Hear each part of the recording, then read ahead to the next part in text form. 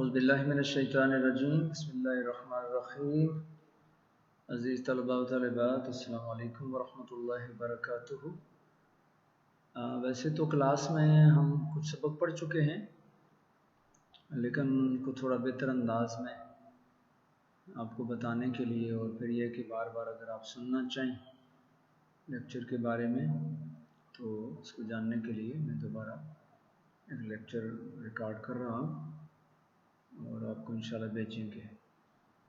اسی آیت نمبر 3 ہے وَآتُوا الْيَتَامَى أَمْوَالَهُمْ وَلَا تَتَبَدَّلُوا الْخَبِيثَ بِالطَّيِّبِ وَلَا تَأْكُلُوا أَمْوَالَهُمْ إِلَىٰ أَمْوَالِكُمْ إِنَّهُ كَانَ حُوبًا كَبِيرًا۔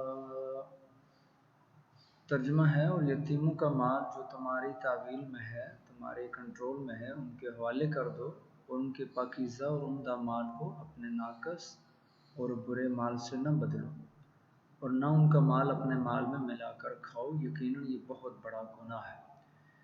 تو آپ کو پتہ ہے کہ ہم 4 چیزیں کرتے ہیں۔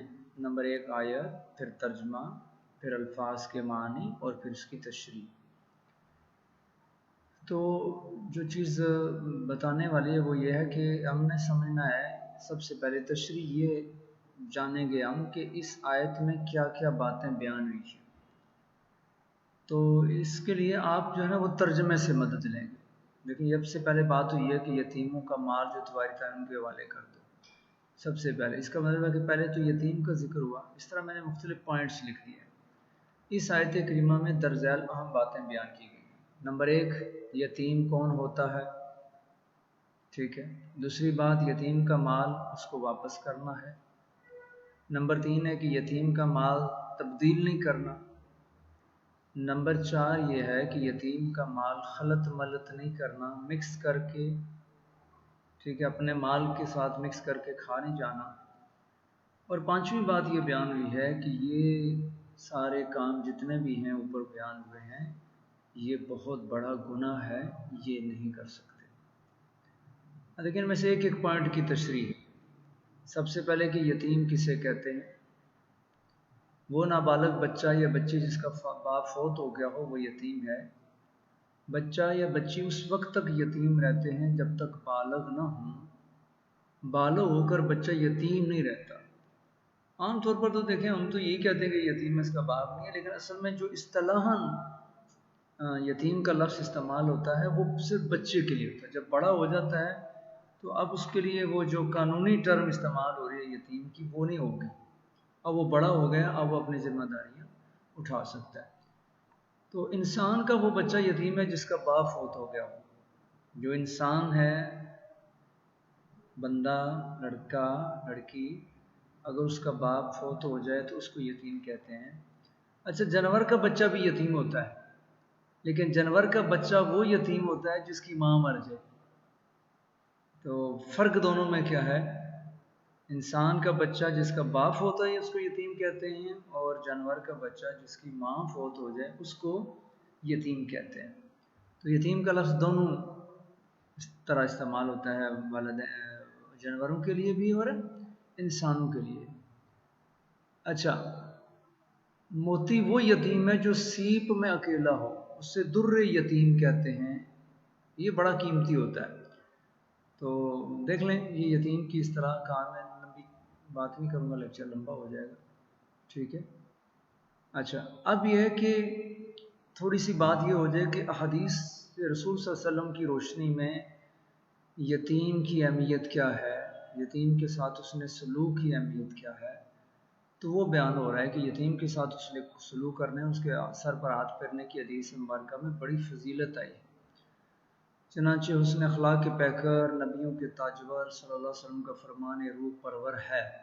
یہ الفاظ آپ زیادہ نہ بھی استعمال کریں تو آپ کہہ سکتے ہیں کہ نبی علیہ الصلوۃ والسلام کا فرمان عالی شان ہے، کہ آپ کا فرمان مبارک ہے۔ آپ نے فرمایا کہ مسلمانوں کے گھروں میں بہترین گھر وہ ہے جس میں یتیم کے ساتھ اچھا سلوک کیا جاتا ہے، اور مسلمانوں کے گھروں میں بدترین گھر وہ ہے جس میں یتیم کے ساتھ برا برتاؤ کیا جاتا ہو، برا سلوک کیا جاتا ہے۔ تو یہ یتیم کی اسلامی معاشرے میں کیا قدر و قیمت ہونی چاہیے، اس کی فضیلت کیا ہے اگر اس کے ساتھ اچھا سلوک کرتے ہیں، اور اگر برا کرتے ہیں تو پھر اس کا نقصان کیا ہے۔ اسی طرح نبی علیہ السلام نے فرمایا، جو شخص یتیم کے سر پر محض اللہ عز و جل کی رضا کے لیے ہاتھ پھیرے تو جتنے بالوں پر اس کا ہاتھ گزرا ہر بار کے بدلے میں اس کے لیے نیکیاں ہیں، اور جو شخص یتیم لڑکی یا یتیم لڑکے پر احسان کرے میں اور وہ جنت میں، آپ صلی اللہ علیہ وسلم نے 2 انگلیوں کو ملا کر فرمایا کہ اس طرح ہوں گے۔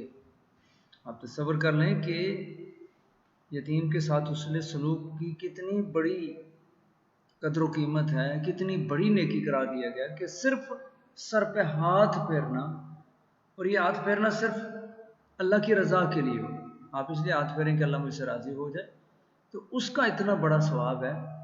تو آپ تصور کر لیں کہ اس کے ساتھ اچھا سلوک کرنا، اس کا کتنا بڑا ثواب ہوگا۔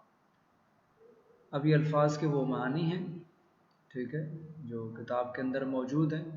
آتو، تم دے دو، اموالہم، ان کے مال، لا تتبدلو، تم نہ تبدیل کرو، نہ بدلو، الخبیث، ناپاک، گندا، برا، الطیب، پاک، اچھا، بہترین، لا تاکلو، تم نہ کھاؤ، انہو، بے شک وہ، یقیناً وہ، خوباً، گناہ ہے، کبیرہ، بڑا، ٹھیک ہے۔ اب وہ باتیں یہاں مزید تشریح کی صورت میں جو اوپر 5 باتیں بیان ہوئی، یتیم کی بات ہوگی، وہ یتیم کون ہے، اس کے ساتھ اچھا یا برا سلوک کرنے کے حوالے سے حدیث کیا ہیں۔ اب اس آیت کی مزید تشریح، اس آیت میں یتیموں کے سرپرستوں سے خطاب ہے کہ جب یتیم بالغ ہو جائیں تو ان کے مال و دولت ان کو دے دیے جائیں۔ اب زمانے جاہلیت میں جو یتیموں کے ساتھ روش تھی وہ بیان ہو رہی ہے کہ زمانے جاہلیت میں یتیموں پر طرح طرح کے ظلم کیے جاتے تھے۔ جب کسی کا والد فوت ہو جاتا تو یتیم بچے چھوڑ جاتا، تو یتیم بچے کے چچا یا بڑے بھائی سارے مال پر قبضہ کر لیتے، یتیم کے بالغ ہونے پر بھی اس کا مال اسے واپس نہ کرتے۔ دوسری صورت یہ ہوتی کہ یتیم کے اعلیٰ نسل کے فربا یعنی صحت مند جانور خود لے لیتے اور گنتی پوری کرنے کے لیے اس کو کمزور، بیمار، بیکار قسم کے جانور دے دیتے، تو ظاہر ہے یتیم کا تو حق مارا جا رہا ہے۔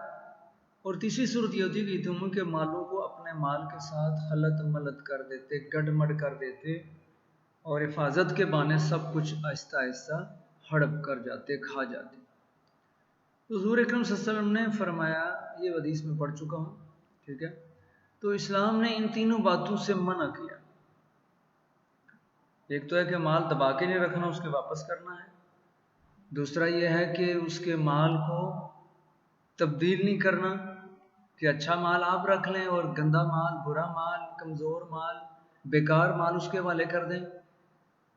اور تیسری بات یہ ہے کہ اس کے مال کو اپنے مال میں مکس کر کے، خلط ملط کر کے، ملا ملو کے، ٹھیک ہے، یہ نہیں کہ اسی بہانے کھا جائیں۔ تو ان ساری چیزوں سے ہمارے دین نے منع کر دیا۔ اسلام انسانوں کے حقوق کا علمبردار دین ہے، کسی بھی قسم کے استحصال کو قطعاً پسند نہیں کرتا، ظلم کو، زیادتی کو پسند نہیں کرتا۔ مال اور اشیاء کو اس کے اصلی حقیقی مالک کی طرف لوٹانے اور سپرد کرنے کا سختی سے حکم دیتا ہے۔ اور جو افراد لوگوں کے مال و اسباب کو غصب کرنے، چھین لینے، دبا لینے اور طاقت کے زور پر قابو کرنے کی کوشش کریں گے، ان کے لیے سخت عذاب کی وعید سنائی گئی ہے۔ تو وہ قرآن میں آتا ہے کہ جو یتیم کا مال کھائے گا گویا وہ اپنے پیٹ میں جہنم کی آگ بھر رہا ہے۔ اتنی بری بات ہے۔ اس لیے ہم میں سے ہر ایک کو چاہیے کہ قرآن مجید کے حکم کے مطابق اپنی روزمرہ زندگی میں اقداروں کو ان کا حق صحیح سے ادا کریں اور یتیموں کے ساتھ اس میں سلوک کریں، کیونکہ ایسا کرنے سے اللہ خوش ہوتے ہیں اور انصاف کرنے والے لوگوں پر اپنی رحمتوں اور بخششوں کا نزول فرماتے ہیں۔ اللہ پاک ہمیں اچھے اچھے کام کریں توفیق عطا فرمائے جائے۔ تو یہ تشریح آپ 1-2 دفعہ پڑھیں گے، سنیں گے، تو انشاءاللہ سمجھ آنا شروع ہو جائے گی۔ اللہ حافظ۔